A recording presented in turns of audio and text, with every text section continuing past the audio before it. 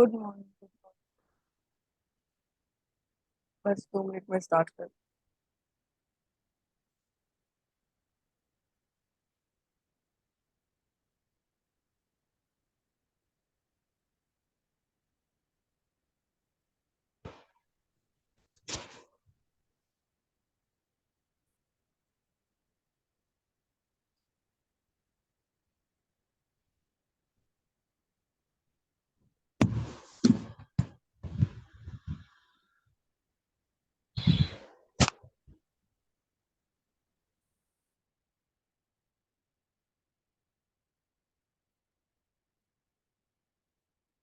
ठीक है, तो आज का पहला चैप्टर है demand. Now when we are defining demand in formal or economic terms, there are two concepts here. Demand in economics is the consumers,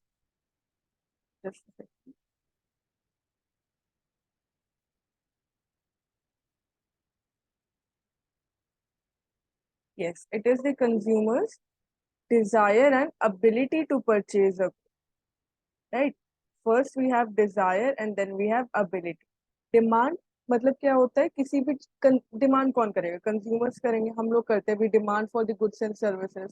first we need to have a desire, first we need to have a want. हमें खुद से चाहिए कि हमें उन goods को, उन चीजों को खरीदना है। And then ability to purchase means the income. We should have the necessary income, or it is also known as purchasing power. Purchasing power, जैसे कि कोई गुड अगर 1,000 रुपए का है, हम उसको खरीदना तो चाहते हैं। लेट्स से कोई गुड है, वो 1,000 रुपए का, हम उसे खरीदना चाहते हैं, बट हमारे पास 1,000 रुपए नहीं है, हमारे पास केवल 800 रुपए है। तो we have the desire but we do not have the ability to purchase a good or service. So for demand to be effective demand, for demand to be effective demand, there should be a desire as well as the purchasing power or the ability to purchase a good or service. So when both of these are there, it is known as effective demand. And then इससे हम लोग derive करते हैं law of demand. Law of demand states that quantity purchased varies inversely with price. Real life situation है, जब कोई चीज महंगी होती है तो उसकी डिमांड कम होती है, और जब कोई चीज का प्राइस कम होता है तो उसकी डिमांड बढ़ जाती है। For normal goods, here we are talking about normal goods, there's an inverse relationship. In other words, higher the price, lower the quantity demanded. Higher the price, lower the quantity demanded. Inverse relationship है, जैसे जैसे price बढ़ेगा quantity demanded कम होती जाएगी, price कम होगा तो quantity demand बढ़ती जाएगी। अब इसको हम लोग लॉ ऑफ डिमांड को शो करते हैं इस तरीके से। Let's say demand is a function of. अब डिमांड किन किन चीजों पे डिपेंड करेगा? सबसे पहले तो डिपेंड करेगा वो प्राइस पे। Let's say demand for x की बात कर रहे हैं, तो प्राइस ऑफ द गुड। फिर इनकम ऑफ द कंज्यूमर पे डिपेंड करेगा, सेकंड हो गया इनकम। फिर होता है price of related goods. Price of related goods.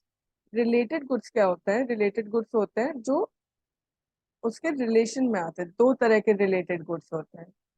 First goods are known as complementary, complementary, and second are known as substitute. Substitute, complement, complement हम कहते हैं ना, किसी को कॉम्प्लीमेंट करे, this dress is complementing your eyes. Complement mean साथ में। For example, bread and butter, bread and butter, milk and tea. Bread and butter, milk and tea, pen and ink, car and petrol, ये सारी चीजें साथ में demand की जाती है। अगर आप कार की डिमांड कर रहे हो, पेट्रोल की डिमांड नहीं कर रहे हो, तो कार का कुछ पॉइंट ही नहीं हुआ पेट्रोल के बिना। या फिर अगर आप क्या कर रहे हो, आप पेन चाह रहे हो, आप पेन का इंक नहीं ले रहे हो, तो पेन चलेगा ही नहीं। तो these are complementary goods, these have joint demand, these have joint demand, they are demanded together. Substitute goods are known as alternative goods. Substitute करना होता है ना, सब्स्टिट्यूट, तो एक गुड की जगह दूसरे गुड को यूज किया जाता है। For example, let's say we have petrol and diesel. कुछ कार्स में पेट्रोल डीजल ये एक सब्स्टिट्यूट की तरह एक्ट करते हैं। या फिर इकोनॉमिक्स में एग्जांपल लिया जाता है टी एंड कॉफी का। If you are not getting tea one day, you can take, okay ठीक है कोई बात नहीं, चाय नहीं तो अपन कॉफी पी लें। These are substitutes used in place of one another. Complementary goods और सब्स्टिट्यूट गुड्स, ये दोनों समझ में आ गए? Give me heads up. Yes ma'am. Okay, बाकी लोग भी चैट पे रिप्लाई करते रहा करिए, यस नो सारी चीजें एक्टिव रहिए, एक्टिव रहिए. ठीक है, यस ओके ठीक है. फिर उसके बाद अब यहाँ पे आता है प्राइस ऑफ रिलेटेड गुड्स के बारे में. प्राइस ऑफ रिलेटेड गुड क्या बोलेगा? अब अगर कॉम्प्लीमेंट्री गुड की बात हो रही है तो ब्रेड का अगर प्राइस कम हो गया तो ब्रेड की क्वांटिटी डिमांडेड बढ़ जाएगी. यही होता है ना, प्राइस कम हो गया क्वांटिटी डिमांडेड बढ़ गई. ब्रेड के साथ साथ में बटर की डिमांड भी बढ़ जाएगी. तो जैसे जैसे ब्रेड की डिमांड बढ़ेगी बटर की डिमांड भी बढ़ जाएगी. और सब्स्टिट्यूट गुड्स में क्या होता है? अगर पेट्रोल का प्राइस कम हो गया और पेट्रोल की डिमांड बढ़ गई, तो अगर लोग पेट्रोल ज्यादा यूज करें तो डीजल कम यूज करेंगे. कॉम्प्लीमेंट्री गुड्स में क्या होता है? पॉजिटिव रिलेशनशिप होता है. सब्स्टिट्यूट गुड्स में क्या होता है? नेगेटिव रिलेशनशिप होता है. ठीक है, इतना डिटेल में नहीं जाएंगे तो भी ठीक है, कोई प्रॉब्लम नहीं है. आपको रिलेटेड गुड्स के बारे में इतना रिलेशनशिप नहीं जानना, बस ये याद रख लो कि कॉम्प्लीमेंट्री गुड्स क्या होते हैं एंड सब्स्टिट्यूट गुड्स क्या होते हैं. तो प्राइस ऑफ रिलेटेड गुड एक हो गया. फिर उसके बाद आता है size of the market. Size of the market, whether the market is large और स्मॉल. टेस्ट एंड प्रेफरेंसेस होता है. हो सकता है कुछ लोग टी प्रेफर करते हो तो वो टी ही कंज्यूम करेंगे, टी का मार्केट ज्यादा बढ़ाएंगे, डिमांड ज्यादा करेंगे. कुछ लोग होता है जो टी नहीं प्रेफर करते, कॉफी प्रेफर करते हैं, तो भले ही टी का प्राइस कम हो जाए वो कॉफी ही प्रेफर करेंगे. तो ये कुछ फैक्टर्स है जो कि इन्फ्लुएंस करते हैं. तो इनको रियल लाइफ से रिलेट करो. Relate these factors with real life. Think yourself. If the size of the market increases, demand will increase. Yes, it will. If the taste and preferences, these are positive towards a particular good. If its price reduces, demand will increase. Yes. Price of the good, if the price goes down, demand will increase. Income of the consumer has a positive relationship. When income of the consumer rises, quantity demanded also rises. They go hand in hand. These are, we are talking about the normal goods. Next is demand schedule. It is a table. It shows the quantity demanded at different prices in the market. And when we put these values on a graph, then it is known as the demand curve. It shows the relationship between quantity demanded and price in a given market on a graph. So let us take a hypothetical. Okay, first let us discuss more. Okay, so जो demand का law of demand है, इसमें concept आता है diminishing marginal utility. Utility is the satisfaction. Utility is the satisfaction, or it can be also said as want satisfying power. Want satisfying power of a commodity. मुझको एक good को consume करने से कितनी यूटिलिटी मिल रही है, इट इज सेम एज मुझे उस गुड को कंज्यूम करने से कितनी satisfaction. Okay, so utility is the satisfaction. Diminishing means reducing. As more and more units of a commodity are consumed, the marginal utility goes on diminishing. For example, मान लो कि मैंने consume, मेरे पास एक car है. ठीक है, मैंने एक कार खरीदी, अपनी मर्जी की कार खरीदी, पहली कार खरीदी अपने इनकम से, तो मैं बहुत खुश हूँ, उसने मुझे सबसे ज्यादा सेटिस्फैक्शन दिया. फिर अगर मुझे दूसरी कार खरीदनी होगी तो मुझे उतना सेटिस्फैक्शन नहीं मिलेगा क्योंकि मेरे पास ऑलरेडी एक कार है. इसी तरीके से आप कंजम्पशन खाने पे देखो. आप जैसे पहला एक एप्पल खाते हो तो एक एप्पल से आपको बहुत सेटिस्फैक्शन मिलता है.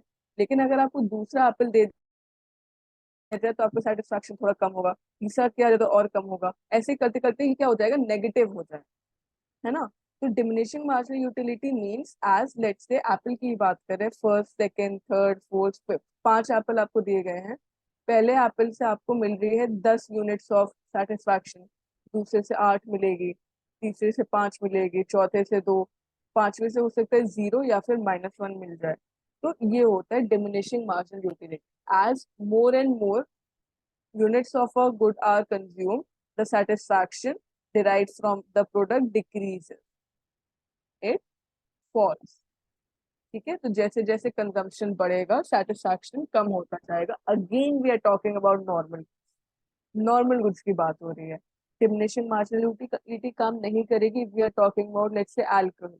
अल्कोहल को ज्यादा कंज्यूम करने पर लोगों को ज्यादा सेटिस्फैक्शन मिलता है, राइट. तो हम अल्कोहल की बात नहीं कर रहे हैं, हम हैबिट की बात नहीं कर रहे हैं, लोगों को जिस चीज की हैबिट होती है उसकी बात नहीं कर रहे, हम normal day to day goods की बात कर रहे हैं। तो law of diminishing marginal utility exist. इसका क्या मतलब होता है? As a person consumes more units of a commodity और a product, the satisfaction derive from it falls. इन दो रीजंस की वजह से, एक तो डिमिनिशिंग मार्जिनल यूटिलिटी की वजह से, दूसरा प्राइस और क्वांटिटी मैनेजमेंट नेगेटिव रिलेशनशिप होने की वजह से, हम लोग का जो डिमांड कर्व होता है ना, वो डाउनवर्ड स्लोपिंग होता है। अभी हम उसको ड्रॉ करके देखें। अब नॉर्मल गुड्स की बात कर रहे थे, डिमांड के कुछ एक्सेप्शंस होते हैं। नॉर्मल गुड्स के अलावा जो ये लॉ ऑफ डिमांड है, ये कहाँ अप्लाई नहीं होता है। तीन तरह के गुड्स होते हैं मेनली। पहला होता है Giffen. Giffen goods are inferior और सब स्टैंडर्ड गुड्स। जब हम लोग नॉर्मल गुड से कंपेयर करते हैं तो गिफिन गुड इंफीरियर होता है। जैसे कि जो एग्जांपल लिया जाता है, इट इज नोन एज, मान लीजिए आटे की अगर बात हो रही है, आटा तो गेहूं का आटा नॉर्मल गुड है और बाजरे का आटा गिफिन है ना। हम लोग क्या मानते हैं कि अगर कोई मेहमान आ रहा है तो हम उसको गेहूं की रोटी खिला रहे हैं, या फिर चावल, बासमती चावल आ रहा है तो चावल एक लग्जरी या फिर नॉर्मल गुड है, और जो ऐसे चावल आता है वो हम डेली यूज करते हैं तो वो इंफीरियर गुड हो जाता है।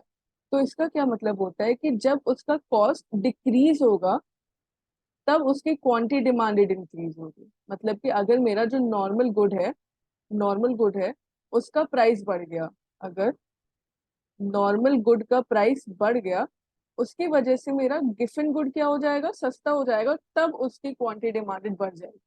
As the cost increases the quantity demanded will also increase. तो ऐसे तो नॉर्मली नेगेटिव रिलेशनशिप होता है, गिफिन गुड्स में क्या हो जाता है? Positive relation.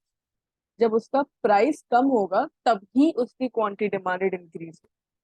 क्यों? क्योंकि वो गिफिन गुड है, हम सोचते हैं अरे भाई इसका प्राइस तो और कम हो गया, चलो इसी को कंज्यूम कर ले। वो हमारे लिए क्या हो जाता है, मतलब इसका जब प्राइस बढ़ जाता है तभी हम इसको कंज्यूम कर लेते हैं, क्योंकि फिर वो हम लोग के नॉर्मल गुड्स केस में आ जाता है। हमको लगता है कि ये तो इतना, अगर बाजरा है, जैसे कि आज के टाइम पे, ये एग्जाम्पल ना बहुत पुराना है, बाजरा और गेहूं के आटे वाला। अब के टाइम पे क्या हो रहा है? मोटे अनाज को और ज्यादा कंज्यूम किया जा रहा है, it's value is increasing, and because of that it's price is also increases. But with the increase in price, its demand is increasing. So it now becomes a normal good. When its price increases, it now becomes a normal good. So as the cost increases, the quantity demand would also increase. So there's a positive relationship between its price and its demand. Veblen goods, Veblen goods, ma'am, हाँ जी, different goods एक बार वापस से बताएंगे क्या? हाँ ठीक है।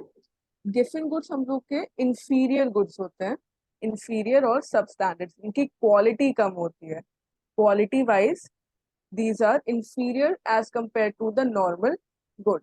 If we are talking about, let's say again, cars की अगर बात करते हैं, तो अगर आप लोग को कोई बहुत अच्छी कंपनी की कार दे दी जाएगी और उसके बगल में आपको बगल में रख दी जाएगी नैनो, है ना, तो आप क्या कहोगे? नैनो तो गिफिन गुड है, इसको तो हम नहीं कंज्यूम करेंगे। क्यों नहीं कंज्यूम करेंगे? क्योंकि उसकी क्वालिटी कम है। लेकिन अगर ऐसा होता है कि नैनो का प्राइस इंक्रीज हो जाता है, हम लोग सोचते हैं ना कि महंगी चीज अच्छी होती है, हम लोग को दिमाग में होता है ना कि अरे भाई ये चीज महंगी है तो पक्का अच्छी होगी। हम लोग कहते हैं कि हमने ये इतने का कपड़ा खरीदा था, ये 5,000 का कपड़ा आया था, तो सबको लगता है अच्छा ये तो बहुत अच्छा होगा। तो जब उसका प्राइस इंक्रीज होगा तभी उसकी क्वांटिटी डिमांड इंक्रीज होगी, वरना इंक्रीज नहीं होगी। अगर उसका मैम, प्राइस, हाँ हम इंफीरियर गुड की बात कर रहे हैं ना हाँ यहाँ हाँ पे? हाँ, इंफीरियर गुड्स मतलब क्वालिटी कम है उसकी। ओके तो देयर अ, अगर नहीं समझ में आ रहा है कोई बात नहीं, बस पॉजिटिव रिलेशनशिप याद रखना, हम एक्सेप्शन की बात कर रहे हैं। कहाँ पे नेगेटिव रिलेशनशिप एग्जिस्ट नहीं करेगी। ऐसे क्या होता है, प्राइस बढ़ता है तो क्वांटिटी डिमांडेड कम हो जाती है, या फिर प्राइस कम होता है तो क्वांटिटी डिमांडेड बढ़ जाती है, नॉर्मल गुड्स के केस में। Ma'am, exception, example will be tomato. Right now price बढ़ गिर गया तो पब्लिक बोले ले लेते, future prices also will increase. Tomato तो एक तरीके से नेसेसिटी गुड में आ जाएगा, जो वेजिटेबल्स होती है वो नेसेसिटी गुड्स में आ जाती है। टोमेटो की खराब क्वालिटी वाला हम मान सकते हैं, जो खराब क्वालिटी अगर कोई आती है जो कोल्ड स्टोरेज से निकल कर आता है, वो कर सकते हैं। और एग्जांपल्स क्या हो सकते हैं गिफिन गुड्स के? आप लोग की लाइफ में इंफीरियर गुड्स क्या है आपके हिसाब से? जो आप लोगों को लगता है कि इसको कंज्यूम नहीं करेंगे क्योंकि इसका प्राइस बहुत कम होता है?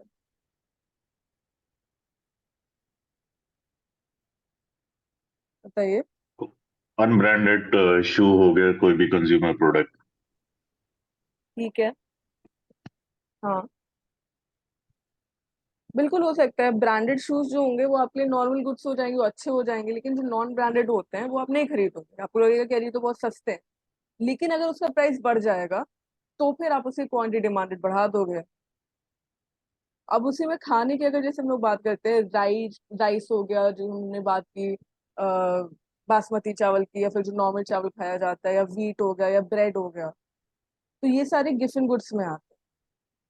गिफिन गुड्स और इंफीरियर गुड्स, मतलब यहाँ पे जैसे जैसे प्राइस बढ़ेगा तभी उसकी डिमांड बढ़ेगी। अगर प्राइस कम रहेगा तो उसकी डिमांड नहीं करेंगे। इसमें मतलब कोई जो नॉर्मल डिमांड कर्व होता है इसमें फॉलो नहीं होता है, इसीलिए ये एक्सेप्शन बोला जाता है। यहाँ पे जो नॉर्मल लॉ ऑफ डिमांड ये फॉलो नहीं होता, ये Giffen goods. there's a positive relation. Its cost increases, then only its demand will increase.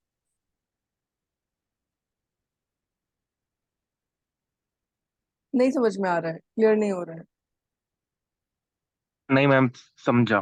Clear clear madam. Okay. हाँ, तो बस यही याद रखिएगा कि there is a positive relationship. जो नेगेटिव लॉ ऑफ डिमांड चल रहा है वो यहाँ पे वर्क नहीं करता है, राइट? उसी के तरीके से एक और गुड होता है जिसको बोला जाता है वेबलिन गुड। वेबलिन गुड में भी पॉजिटिव रिलेशनशिप है, मतलब प्राइस बढ़ेगा तो क्वांटिटी डिमांडेड बढ़ेगी, but the reason here is these are rare goods. Rare goods जैसे कि रेयर पेंटिंग्स हो, या फिर हम लोग डायमंड्स की बात करते हैं, है ना? हम लोग गोल्ड को इतना इंपॉर्टेंस क्यों देते हैं, डायमंड को इतना इंपॉर्टेंट क्यों देते हैं? क्योंकि वो महंगा है। या रेयर पेंटिंग हो गई, कॉइन्स हो गए, जो रेयर कॉइन कलेक्शन होते हैं, तो ये सारी चीजों का महंगा है। कॉन्स्पिशियस कंजम्पशन मतलब इसके लिए स्टेटस सिंबल है। These are the status symbol. इनको तभी डिमांड किया जाएगा when the price increases, they become more significant and valuable because their price increases. Griffin goods were inferior goods, but these are rare. यहाँ पे conspicuous consumption, again there is a positive relationship, price बढ़ेगा तो demand बढ़ेगी। अब वो चीज अलग हो जाती है कि अरे गोल्ड का प्राइस कम हो गया तो लोगों ने एकदम से गोल्ड ज्यादा ले लिया, वो अलग चीज है। लेकिन गोल्ड का डिमांड ज्यादा है क्योंकि गोल्ड कम अवेलेबल है। Gold is rare, diamond is rare, that is why these are high price goods, these are status symbol, so their price is high, that is why this demand is high, they are valuable, valuable और significant commodity। तो ये हो जाते हैं Veblen goods. यहाँ भी positive relationship होता है। मैडम प्लॉट ऑफ लैंड भी तो वेबलिंग गुड्स में आएगा। Plot of land Veblen goods में आ सकता है, हाँ, अगर वो कुछ बहुत अच्छी लोकेशन पे हो, बिल्कुल आ सकता है। जैसे बिडिंग करते हैं ना, कुछ कुछ चीजों की बिडिंग होती है कि कोई रेयर कोई आर्टिकल मिला तो उसके बिडिंग की जाती है, तो सबसे हाईएस्ट प्राइस पे उसको लिया जाता है, लोग और ज्यादा प्राइस लगाते हैं उसका, तो उसमें आता है। तो ये भी क्या हो जाता है, ये भी एक्सेप्शन हो जाता है लॉ ऑफ डिमांड के लिए। ठीक है, गिफिन और वेबलिन समझ में आया दोनों एक्सेप्शंस? Yes ma'am. ठीक है, और दोनों में ही पॉजिटिव रिलेशनशिप है between price and quantity demand. फिर आ जाता है असेंशियल और नेसेसरी प्रोडक्ट्स एंड सर्विसेज, जैसे कि मेडिसिन। मेडिसिन, अगर किसी को शुगर, उसको शुगर की मेडिसिन कंज्यूम करनी ही करनी है, तो भले ही कितना भी महंगा हो जाए उसे कंज्यूम करना पड़ेगा। तो यहाँ पे प्राइस के बढ़ने से क्वांटिटी डिमांड कम नहीं हो। तो एसेंशियल और नेसेसरी प्रोडक्ट्स। उसी तरीके से हम लोग बात करते हैं सॉल्ट। सबसे बड़ा एग्जांपल है सॉल्ट का। नमक हर खाने में पड़ता है, namak is very important for each and every meal. तो उसका प्राइस कितना भी बढ़ जाएगा तो भी उसकी डिमांड उतनी रहेगी। या फिर अगर डिमांड कम, प्राइस कम भी हो जाए, तो ऐसा तो है नहीं कि अगर नमक का पैकेट पहले 20 रुपए का आता था अब 10 रुपए का आने लगा है तो अब 2 चम्मच नमक डाल दोगे एक की जगह, नहीं ना, एक ही चम्मच डालोगे। तो भले ही प्राइस कम हो गया तो क्वांटिटी डिमांडेड नहीं बढ़ेगी, या फिर प्राइस बढ़ गया तो क्वांटिटी डिमांडेड कम नहीं हो। सॉल्ट क्या है, necessary product. Salt is a necessary product. फिर उसके साथ एक और आ जाता है चेंज इन इनकम। अगर ऐसा हुआ जैसे आज के टाइम पे लोग कहते हैं ना महंगाई बहुत बढ़ गई है, महंगाई बहुत बढ़ गई है, लेकिन इनकम भी तो चेंज हुई है। पहले जो सैलरी मिलती थी ऐसे 1000-2000 रुपए मिलती थी बैंक्स में भी, अब तो बहुत ज्यादा सैलरी हो गई है। तो इनकम बढ़ने के साथ साथ अगर महंगाई बढ़ी है तो भी हमारा कंजम्पशन बराबर है, पहले चीजें भी सस्ती थी, पर अगर चीजें महंगी हुई है तो इनकम भी बढ़ गई है, तो डिमांड भी बढ़ गई है। तो इसका क्या मतलब है कि अगर प्राइस बढ़ा बट प्राइस बढ़ने के साथ इनकम ज्यादा बढ़ गई तो क्या होगा, क्वांटिटी डिमांडेड कम नहीं है। if with the increase in price income also increases, if it increases more than the price, then our quantity demanded will not fall, then also there will be a positive relationship. So you need to remember these four things that are the exception to law of demand. Here the law of demand does not work or it fails. So there is a positive relationship between the price and the quantity demand, right? Exceptions to the law of demand. ये topic है। फिर इसके बाद जब हम लोगों ने, हाँ अब हम लोग इम्पोर्टेंट चीज देखेंगे, अब हम लोग देखेंगे किस तरीके से डिमांड कर्व को ड्रॉ किया जाता है। तो इंडिविजुअल डिमांड कर्व, दो डिमांड कर्व होते हैं, एक होता है इंडिविजुअल, दूसरा होता है market. When we are talking about one single person showing the various quantities of a commodity that one consumer is willing to buy at various levels of price, one single individual की हम लोग यहाँ पे बात करें। जैसे कि मान लीजिए प्राइस ऑफ एक्स है, price of x 100, 200, 300, 400 and 500, and quantity demanded of x जब 100 है तो 50 है, प्राइस बढ़ गया तो क्वांटिटी डिमांडेड कम होकर 40 हो गई, फिर 30, 20 एंड 10। तो ये हम लोग का demand schedule for individual consumer. जब हम इसका कर्व ड्रॉ करें, एक्स एक्सिस पे we will take quantity demanded and Y axis पे वी विल टेक प्राइस। तो 100, 200 हो गया, ये 300 हो गया, 400 एंड 500, यहाँ पे 0 है, इधर से हम लोग की क्वांटिटी डिमांडेड है, तो 10, 20, 30, 40 एंड 50। 100 प्राइस पे क्वांटिटी डिमांडेड कितनी है, 50 है, तो ये वाला पॉइंट आ गया। फिर 200 पे 40 है तो ये वाला पॉइंट आ गया, 300 पे 30, 400 पे 20 एंड 500 पे 10। इनको ज्वाइन कर देंगे तो हम लोगों का डिमांड कर्व आ जाए, ये है डिमांड, है ना। फिर 500 पे 10 है, 400 पे 20 है, 300 पे 30 है, 200 पे 40 एंड 100 पे 50, ये हम लोग की क्वांटिटी डिमांड है। तो हम देख सकते हैं ना, जब प्राइस क्या हो रहा है, प्राइस बढ़ रहा है, पहले 100 था 50 थी, 200 हो गया तो क्वांटिटी डिमांडेड 40 हो गई, प्राइस के बढ़ने से क्या हुआ, क्वांटिटी डिमांडेड कम हो गया। और जैसे जैसे प्राइस कम होगा क्वांटिटी डिमांड बढ़ जाएगी, जैसे पहले 500 पे क्वांटिटी डिमांडेड 10 थी, पर फिर जैसे ही प्राइस कम होके 400 हुआ, क्वांटिटी डिमांड बढ़ के कितनी हो गई, 20 हो गई। तो there is a negative relationship, price बढ़ रहा है तो क्वांटिटी डिमांडेड कम हो। ये है इंडिविजुअल डिमांड शेड्यूल। क्लियर, ये रिलेशनशिप जो हम लोग बात कर रहे थे लॉ ऑफ डिमांड की, इट इज क्लियर। यस हाँ। ठीक है, अब इसमें दो चीजें आती हैं, एक होता है चेंज इन क्वांटिटी डिमांडेड और change in demand. Change in quantity demanded, change in demand.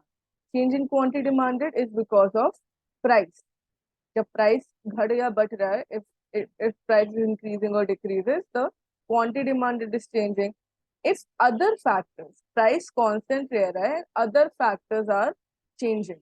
If other factors that are determining demand are changing, then it is known as change in demand. जैसे कि income के बढ़ने की वजह से quantity demanded कितना change हुआ, या फिर सब्स्टिट्यूट गुड के प्राइस के कम होने की वजह से हमारे गुड की क्वांटिटी डिमांडेड बढ़ जाएगी, तो ये दूसरी चीज हो जाती है। तो ये याद रखना है, if we are talking about relationship between price and the demand, then it is change in quantity demanded, and relationship between other reasons or other factors and the demand, then it is change in demand. तो ये income और substitutes, यहाँ पे price constant रहता है, और यहाँ पे जब हम लोग quantity change in quantity demand की बात करें यानी प्राइस की वजह से, तो बाकी चीजें कांस्टेंट रहती, income, substitute goods, size of the market, taste and preferences, ये सारी चीजें यहाँ पे कांस्टेंट है।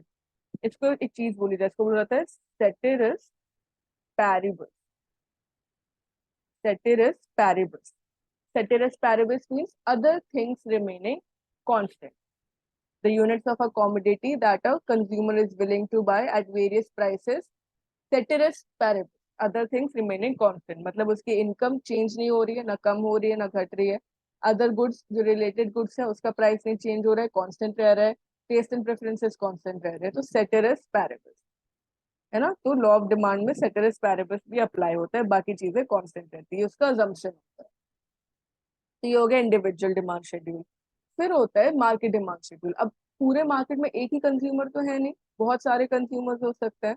So various quantities of a commodity that all the consumers are willing to buy at various levels of price.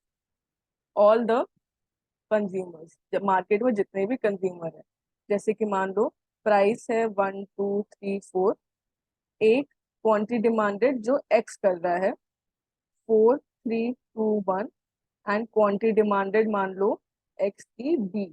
ये दूसरा individual है. एक इंडिविजुअल ये है ए, एक इंडिविजुअल है बी, वो कर रहा है 5 4 3 2. तो जब हम लोग मार्केट डिमांड निकालेंगे तो कुछ नहीं, हम लोग बस इसको हॉरिजॉन्टली ऐड कर देंगे. क्योंकि मार्केट डिमांड हो जाएगी 4 + 5 9, 4 + 3 7, 3 + 2 5, एंड 2 + 1 3. मार्केट डिमांड शेड्यूल बस इतना ही करना है. मतलब कि it is the sum of all the individual demand schedules at each and every price. Sum of individual demand schedule. Madam एक बार रिपीट और करेंगे. हाँ हाँ. मार्केट डिमांड शेड्यूल में क्या होता है, मार्केट में there are more than one people, not just one single person, so we can not put the individual demand schedule. we need to use the market demand schedule. It will show it will show the sum of all the individual demand schedules. जैसे कि individual ए की demand price 1 2 3 4 ऐसे बढ़ रहा है. Individual ए की demand इस पे है 4 3 2 1. 4 यूनिट्स कंज्यूम कर रहा है 1 प्राइस पे, 3 यूनिट्स कंज्यूम कर रहा है 2 प्राइस पे, and so on. Then there is another individual B, है ना. वो कंज्यूम कितना कर रहा है, प्राइस 1 पे 5. जैसे आप ही लोग हो, आप लोग अलग अलग टेस्ट एंड प्रेफरेंसेस हैं. किसी एक इंसान को एक चीज पसंद है, किसी दूसरे इंसान को दूसरी चीज पसंद है, तो अलग अलग डिमांड होता है. दूसरा इंडिविजुअल 5 4 3 2 कंज्यूम कर रहा है eight each and every price level. तो मार्केट डिमांड पे हम लोग इसको हॉरिजॉन्टल समेशन कर देंगे. हम लोग इसको हॉरिजॉन्टल समेशन कर देंगे and we will derive the market demand curve. जैसे कि अगर ये इंडिविजुअल ए का डिमांड कर्व है, ये इंडिविजुअल बी का डिमांड कर्व है. ये इंडिविजुअल ए का है और ये मान लीजिए ये इंडिविजुअल बी का है. तो अगर हम लोग यहाँ पे मार्केट डिमांड कर्व ड्रॉ करेंगे ना, तो हम लोग इसको ऐड कर देंगे. ये ऐसे अगर ऐसे ऐसे करके है तो इसको हॉरिजॉन्टली हम ऐड कर देंगे. तो मेरा मार्केट डिमांड कर्व थोड़ा फ्लैट बनकर आता है, ज्यादा कंजम्पशन इसका होता है. ठीक है. हम लोग हॉरिजॉन्टली ऐड कर दे रहे हैं. तो 4 + 5 9 हो गया, 4 + 3 7, यानी कि सारे कंज्यूमर्स मिलके एक प्राइस पे उस कमोडिटी की कितनी डिमांड कर रहे हैं वो हो जाता है मार्केट डिमांड शेड्यूल. बस इतना सा. Sum of all individual demand schedules at each and every price. Clear?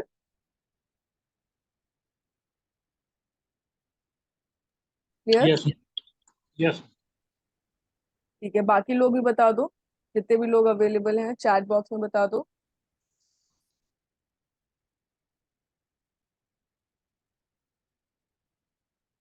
बताइए बताइए, इतने जितने भी लोग हैं 13 participants, please let me know. अभी तक का क्लियर है? अभी तक जितने टॉपिक्स पढ़े हैं?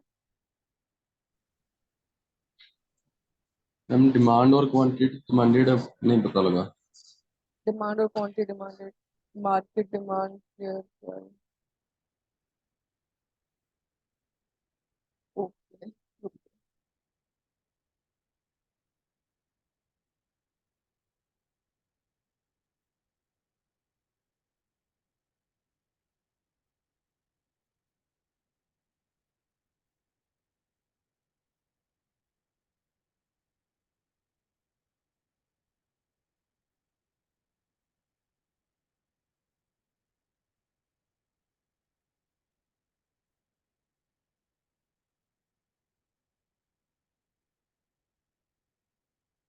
सबसे पहले डिमांड और क्वांटिटी डिमांडेड में डिफरेंस देखते हैं. change in demand,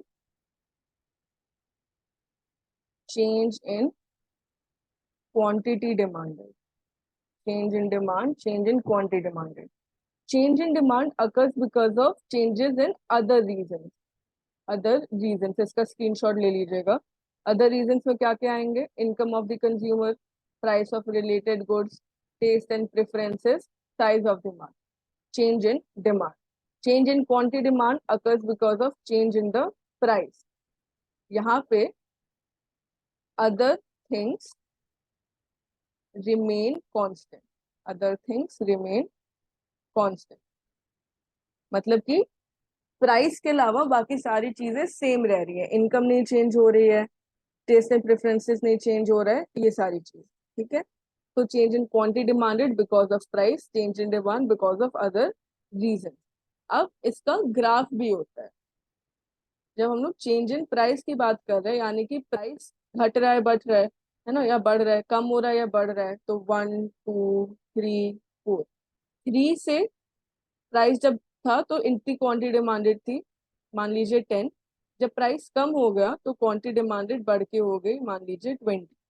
प्राइस 3 से 2 गया, क्वांटिटी डिमांडेड इंक्रीज हो गई 10 से 20. तो आप देख रहे हो यहाँ पे इसी सेम डिमांड कर्व पे मूव कर रहे हैं हम लोग. Change in quantity demanded, quantity demand change हो रही है. क्वांटिटी 10 से 20, पहले 10 क्वांटिटी डिमांडेड थी, अब 20 क्वांटिटी डिमांडेड हो रही है. तो सेम डिमांड कर्व पे हम लोग चेंज हो रहा है, या तो बढ़ रही है डिमांड या फिर कम हो रही है. ठीक है. जब हम लोग चेंज इन डिमांड की बात करते हैं तो ये हम लोगों का डिमांड कर्व है. अब यहाँ पे क्या बोल रहा है, पहले प्राइस कांस्टेंट है, 3 प्राइस पे 10 क्वांटिटी डिमांडेड है. प्राइस तो चेंज ही नहीं हो रहा है. चेंज क्या हो रहा है? इनकम. तो जब इनकम चेंज होगी तो इस तरीके से देखो कि मेरा जो डिमांड कर्व है ये शिफ्ट हो जाए. अब क्या होगा, प्राइस सेम है, प्राइस 3 है, क्वांटिटी डिमांडेड बढ़ के हो गई मान लो 30, है ना. तो ये D1, पहले D था, अभी हो गया D1. Change in demand, income increase हुई, प्राइस सेम है. प्राइस मान लीजिए अभी भी किसी कपड़े का आप टी शर्ट लेने जा रहे हो, उसकी प्राइस आ रही है 1200. प्राइस सेम है, पर पहले आप नहीं खरीद पा रहे, आपको बोनस मिला, आपकी इनकम बढ़ गई, अब आप वो खरीद लोगे, तो प्राइस अभी भी 1200 है, बट आपकी इनकम बढ़ने की वजह से आप उसको कंज्यूम कर लो, है ना. तो आपकी डिमांड बढ़ जा रही है, तो वो हो जाता है change in demand. Price remain same, यहाँ पे लिख लो price is same. Price same है बट डिमांड चेंज हो रही है because of other reason, so that is change in demand. Here other things are same, income, taste and preferences, but price is changing, so we are on the same demand curve and it is change in quantity demand. और क्या points यहाँ पे एक और add कर लो, same demand curve, same demand curve is there, and यहाँ पे न्यू डिमांड कर्व, यहाँ पे न्यू डिमांड कर्व, नया डिमांड कर्व बनता है, शिफ्ट होता है. अभी अभी समझ में आया? Yes, ma'am. Clear. Market demand, market demand फिर से एक्सप्लेन कर दूं. कुछ नहीं है मार्केट डिमांड में. मार्केट डिमांड नॉर्मल डिमांड है, बस it is about all the consumers in the market, all the consumers in the market. Clear हो गया? ओके. और कोई टॉपिक यहाँ तक सबको क्लियर है?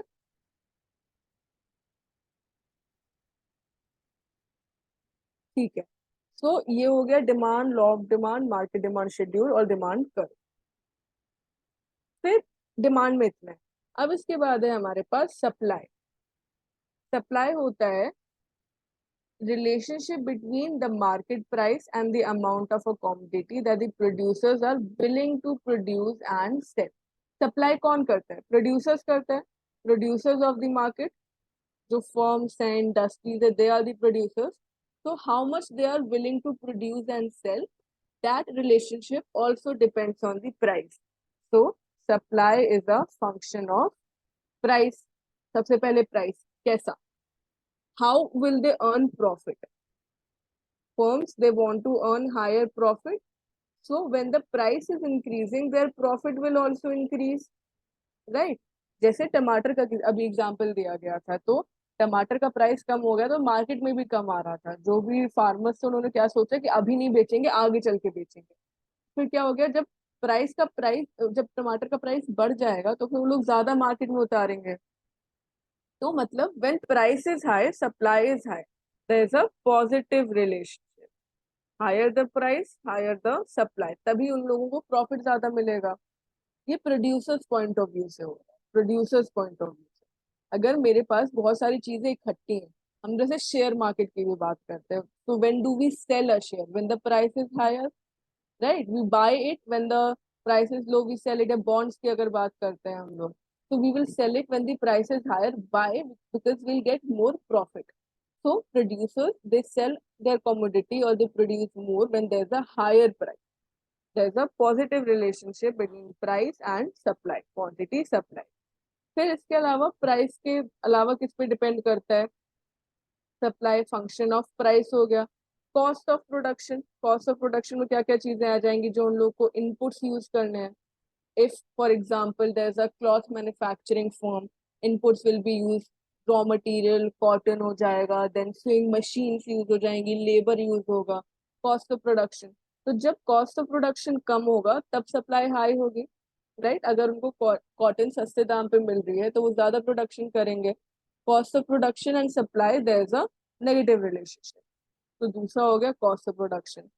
फिर price of inputs and technological advances, अगर टेक्नोलॉजिकल एडवांसेस की वजह से क्या हो रहा है, प्राइसेस जो इनपुट के आ रहे हैं या मशीनरी के आ रहे हैं वो कम पड़ रहे हैं, तो उसकी वजह से क्या होगा, सप्लाई हाई हो जाएगी। तो again there is a negative relationship.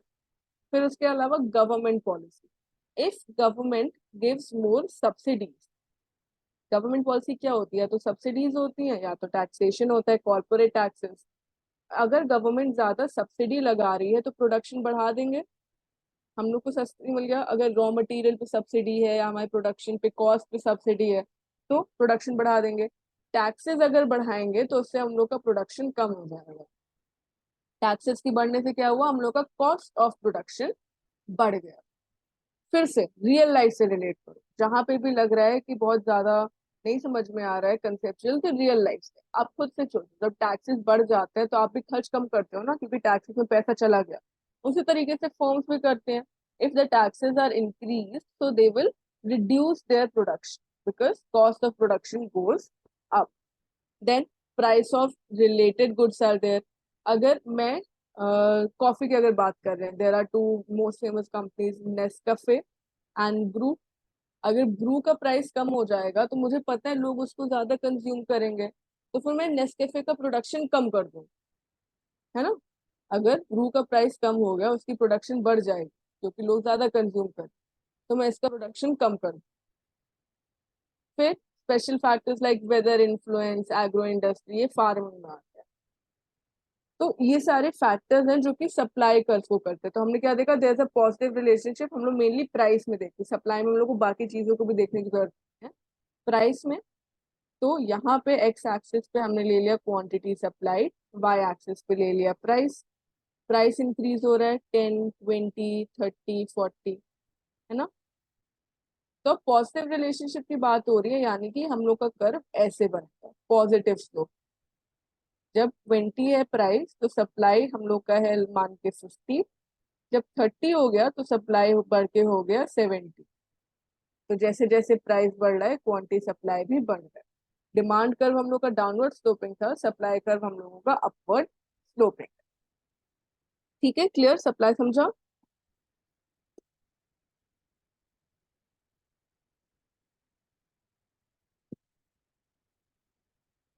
Supply is clear? Yes, ma'am. Second point बताएंगे? सेकेंड पॉइंट मतलब ये price of inputs and technological advances. Yes price of input, raw material का प्राइस। तो अगर रॉ मटेरियल का price if it is increasing, if price of inputs is increasing, price of inputs is increasing, तो our supply will go down because cost of production increase हो गया। अगर मुझको अब मेरा इनपुट महंगे दाम पे मिल रहा है तो मैं कम प्रोड्यूस कर पाऊंगी, मेरा ज्यादा पैसा खर्च होगा इनपुट पे, तो supply will go down, there is a negative relation. And if the price of input, हाँ ये एक्सेप्शन केस रहेगा, राइट? नहीं देखिए, हम लोग जब सप्लाई की बात कर रहे हैं ना, हम लोग केवल प्राइस से ही रिलेट कर रहे हैं, एक्सेप्शनल केस की बात नहीं कर रहे हम लोग। मेनली प्राइस पे ये सप्लाई जो होगा ये डिपेंड करेगा, बाकी चीजें जो है इफेक्ट करती हैं। ऊपर हम लोग को बोले कि पॉजिटिव, ऊपर पॉजिटिव रिलेशन, हाँ। यहाँ पे नेगेटिव रिलेशन, देन इट्स नहीं एक्सेप्शन, राइट? नहीं, it's not an exception. See, the law of supply shows the relationship between supply and just the price. Other things are remaining constant. ये सारी चीजें constant रह रही हैं, only price is affecting supply, other things are remaining constant,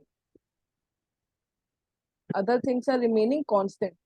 The market price and the amount of the commodity, only we are seeing the relationship between market price and the amount of the commodity that would be sold.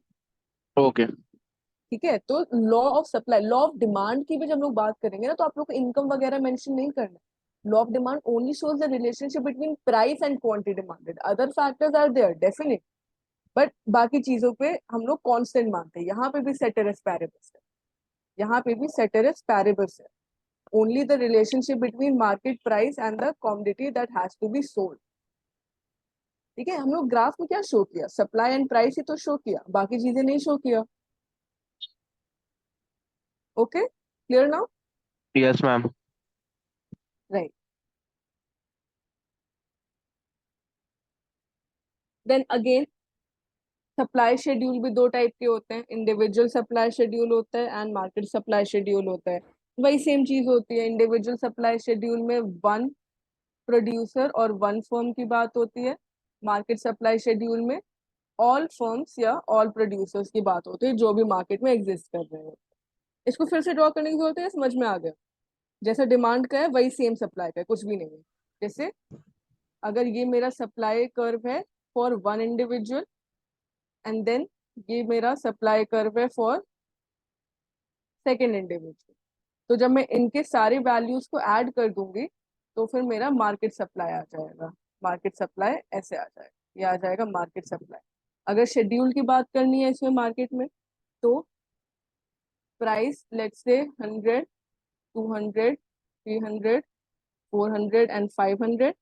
पहला quantity supplied bye A, quantity supplied bye A let's say 1000, 2000, 3000, 4000 and 5000। जैसे जैसे price बढ़ रहा है quantity supplied बढ़ रही है, and quantity supplied by B, मान लीजिए 100 पे वो 3000 यूनिट्स कर रहा था, 200 पे 4000 करेगा, 5000 करेगा, 6000 एंड 7000। कुछ नहीं करेंगे, ऐड कर देंगे तो हम लोग को मार्केट का सप्लाई मिल जाएगा। 3000 प्लस 1000 4000, ये हो जाएगा 6000, 7, 5 नहीं 8 हो जाएगा, ये 8 हो जाएगा, ये हो जाएगा 10 और ये वाला हो जाएगा 12। कुछ नहीं किया, इंडिविजुअल सप्लाई शेड्यूल को ऐड कर दिया तो मार्केट सप्लाई शेड्यूल आ गया। मार्केट सप्लाई शेड्यूल क्या करता है, कर्व क्या करता है, all the suppliers in the market. ठीक है,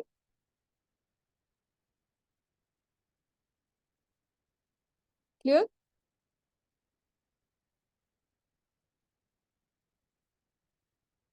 individual and market supply. Yes ma'am. बाकी लोग फिर से शांत हो गए हैं, चलिए कमेंट में बताइए क्लियर है कि नहीं है। क्लियर है मैम। Yes, okay. हाँ, अब हम लोग जो ये डिमांड और सप्लाई पढ़ रहे हैं, पढ़ किस रहे हैं, क्योंकि हमको चाहिए होता है इक्विलिब्रियम। हमें मार्केट में चाहिए होता है equilibrium. Equilibrium, state of stability. Equilibrium कब होगा, जब हम लोग का demand is equal to supply हो जाएगा। When demand is equal to supply. कैसे होगा, ये मान लीजिए हम लोग का मार्केट है, यहाँ पे डिमांड है एंड सप्लाई, यहाँ पे है प्राइस। हम लोग का मार्केट डिमांड शेड्यूल और मार्केट सप्लाई शेड्यूल, ये है हम लोगों का सप्लाई कर्व, ये है हम लोग का डिमांड कर्व, है ना, यही होता है। तो तो जिस भी पॉइंट पे ये इंटरैक्ट कर रहे हैं या एक दूसरे को इंटरसेक्ट कर रहे हैं, ये है मेरा पॉइंट ऑफ इक्विलिब्रियम। यहाँ पे जो प्राइस डिटरमाइन होगा और यहाँ पे जो क्वांटिटी डिटरमाइन होगी, ये होगी इक्विलिब्रियम प्राइस एंड क्वांटिटी। ये है equilibrium point where the supply and demand curve are intersecting, and equilibrium price and quantity. At this equilibrium point, the price at which the suppliers are willing to sell, the price at which the suppliers are willing to sell is equal to the price at which the consumers are willing to buy. The quantity, ये जो quantity है, ये उतनी quantity है जो producer cell करने को तैयार है और उतनी क्वांटिटी है जो कि कंज्यूमर्स बाय करने को तैयार है इस price. This is equilibrium price and quantity. हाँ, तो supply and demand interacts to produce equilibrium price and quantity, right? Market equilibrium is where the supply and demand are in balance. Equilibrium price पे क्या होता है? Amount that the buyers are willing to buy is equal to the amount that the sellers want to sell.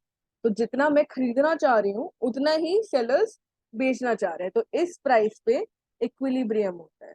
ये वाला price जो होता है ये इक्विलिब्रियम पॉइंट होता है।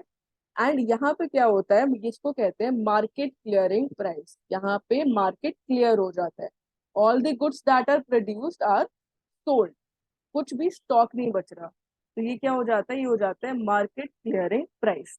तो अगर क्वेश्चन आता है what is market clearing price, तो आपको ऑप्शन में क्या ढूंढना है, market equilibrium where supply is equal to demand. बताइए, समझ में आया?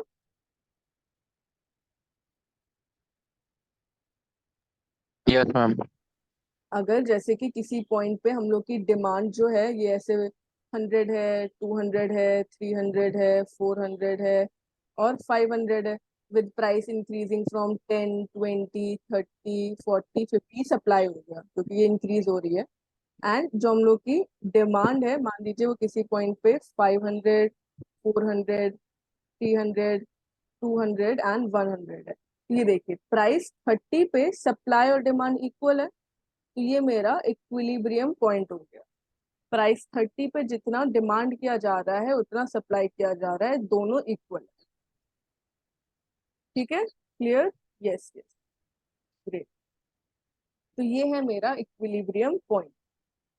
मैम अब हाँ हाँ, ma'am demand, supply and price, ये हाँ तीनों का रिलेशनशिप के ऊपर क्वेश्चन आंसर आते थे। डिमांड सब ये रिलेशनशिप के ऊपर तो इजीली आ सकते हैं, like what is the relationship between price and, separately साथ में नहीं पूछेगा, डिमांड एंड सप्लाई क्योंकि रिलेशनशिप अलग है। There is a negative relationship in case of demand and price and there is a positive relationship, तो relationship can be asked. Numerical form में नहीं आएगा, थ्योरेटिकल फॉर्म में है। Theoretical, okay. Yes, theoretical form में है। अपार्ट फ्रॉम दैट इसी graph में 2-3 पॉइंट्स और शो किए जा सकते हैं। मैम एक एग्जांपल है मेरे पास। हम्म, किसी चीज का डिमांड बढ़ गया, ओके। सप्लाई कम है, हम्म, प्राइस विल बी इंक्रीज। हाँ, ये जो यही मैं अभी बताने वाली थी, यही डिमांड कर, वेरी गुड, यही हम लोग शो करने वाले हैं अभी। मान लीजिए ये हम लोग का इक्विलिब्रियम पॉइंट है ना, ये हम लोग का इक्विलिब्रियम पॉइंट है, ये हम लोग का सप्लाई कर्व है, ये हम लोग का डिमांड कर्व है। ये है P1 Q1। अब आपने क्या बोला, डिमांड इंक्रीज हो गई है ना। यस मान लीजिए जो कंज्यूमर्स है उनकी इनकम बढ़ गई, ठीक है, तो डिमांड कर्व क्या हो जाएगा, डिमांड कर्व शिफ्ट हो जाएगा। अब ये मेरा नया डिमांड कर्व है, तो यहाँ पे देखिए, अब यहाँ पे क्या हो रहा है, डिमांड बढ़ गई है लेकिन सप्लाई इतनी ही है, सप्लाई हमारी कम है, तो क्या हुआ यहाँ पे, डिमांड के बढ़ने की वजह से प्राइस इंक्रीज हो गया है ना, ये हो गया प्राइस इंक्रीज हो गया। Demand is greater than supply, demand is greater than supply, so producers would feel that there is a profit, producers को लगेगा प्रॉफिट हो रहा है, तो फिर वो लोग क्या करेंगे, वो लोग सप्लाई भी बढ़ा देंगे। अब यहाँ पे इस पॉइंट पे वो लोग सप्लाई भी बढ़ा देंगे। ये लेकिन ये सेकेंड टर्म इफेक्ट्स होते हैं, तो इसको सही से क्लियरली ड्रॉ करते हैं।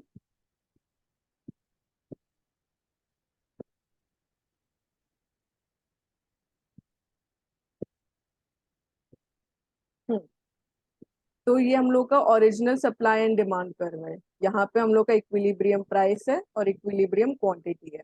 फिर उसके बाद हम लोग ने क्या कंसीडर किया कि हम लोग का डिमांड बढ़ गया, ये नया डिमांड कर्व आ गया D1। ठीक है, ये हो गया D1।